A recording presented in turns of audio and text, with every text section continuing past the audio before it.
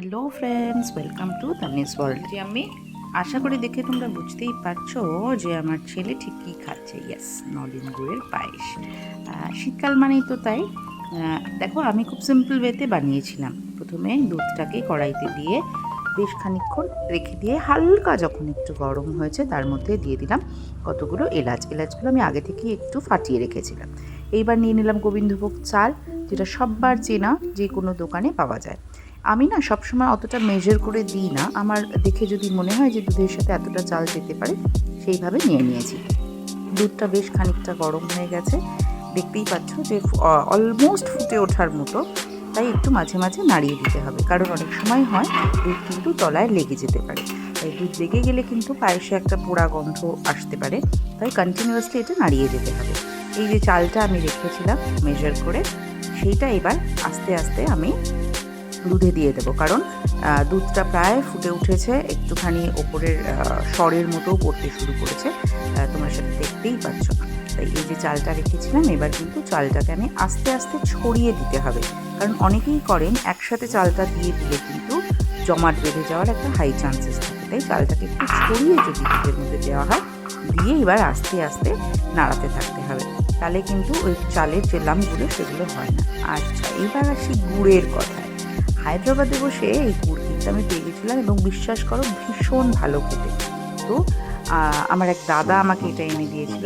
তো এইবার এই যে গুড়ের কিউবগুলো দেখছো কি কিউট করে কাটা, তো আমি এই গুড়ের কিউবগুলোকে নিয়েছিলাম, এবং বিশ্বাস করো প্যাকেটটা খোলার পরেই একটা অদ্ভুত সুন্দর গন্ধ কিন্তু এই গুড়ে আমি পেয়েছি, পাটালি যেটা। তো এইবার আমি মোটামুটি একটা আন্দাজ করে নিলাম, কারণ গুড়ের না অনেক সময় মিষ্টিটা বোঝা যায় না। তাই সেই জন্য আমি প্রথমে খানিকটা নিয়েছিলাম, যে হওয়ার পরে যদি খানিকটা আরেকটু লাগে তখন আমি অ্যাড করব।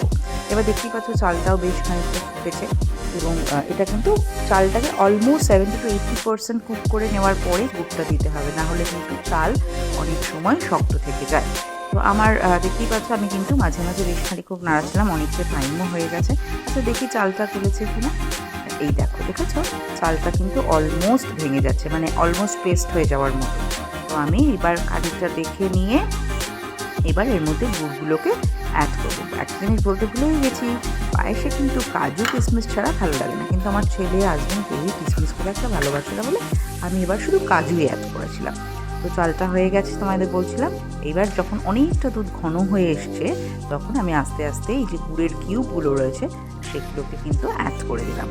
এবার এটা গলতে না একটু টাইম লাগবে, সেই জন্য অ্যাড করার পরে এটাকে ঢেকে দিয়ে বা আস্তে আস্তে নাড়াতে থাকতে হবে। তা আমি মাঝে মাঝেই এটাকে নাড়াচ্ছিলাম, নাড়িয়ে নাড়িয়ে বেশ খানিকক্ষণ পরে দেখলাম গুড়গুলো আস্তে আস্তে গলতে শুরু করেছে, এবং দেখতেই পাচ্ছ দুধের কালারটাও কিন্তু অনেকটা চেঞ্জ হয়ে গেছে, আর গুড়টাও কিন্তু অনেকটা মেল্ট হতে শুরু করেছে। এবং বিশ্বাস করো আমি না মানে বানাতে বানাতে আমার মনে হচ্ছিল কখন এটা হবে আর একটুখানি টেস্ট করব, কারণ এত সুন্দর একটা গন্ধ আসছিল। আর পাশাপাশি একটা স্ট্রেসও ছিল, কারণ এই পায়েসটা কিন্তু দু একজন ফ্রেন্ডকেও বলেছিলাম তারাও আসবে খেতে। এবার সেখানে যদি ভালো না হয়, বাই চান্স মিষ্টিটা বেশি বা কম হয়ে গেলে তো একটু মুশকিল হয়, কিন্তু luckily it was fine and perfectly fine. তো ভীষণ সুন্দর হয়েছিল খেতে। তো অলমোস্ট ফুটে গেছে দেখতেই পাচ্ছ, এবং অনেক দুধটা আমি যে পরিমাণ দিয়েছিলাম সেটা কিন্তু অলমোস্ট অর্ধেক হয়ে গেছে। দুধটা জাল হতে হতে দেখতেই পাচ্ছ আমার কড়াইয়ের পাশে কিন্তু বেশ খানিকটা সরও পড়ে গেছে। এইবার ফাইনালি ডান। আমি এবার বাটিতে তুলছি, দেখি আমার হাজব্যান্ড, যদিও এখন না রাত অনেক হয়ে গেছে, অলমোস্ট 12 o'clock, দেখি আমার হাজব্যান্ড আর ছেলে একটুখানি টেস্ট করে কিনা। এবার বানানোর পর ওদের না দিলে ভালো লাগে।